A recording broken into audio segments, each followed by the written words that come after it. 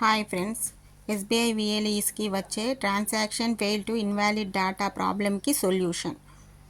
First control ప్యానల్కి వెళ్ళి program ఫైల్స్లో అన్ఇన్స్టాల్ని click చేయండి.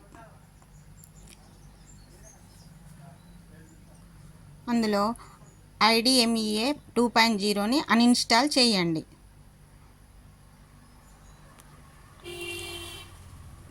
తర్వాత క్రోమ్లో ఆర్డి సర్వీస్ ఓపెన్ చేసుకొని ఫస్ట్ లింక్ని క్లిక్ చేయండి.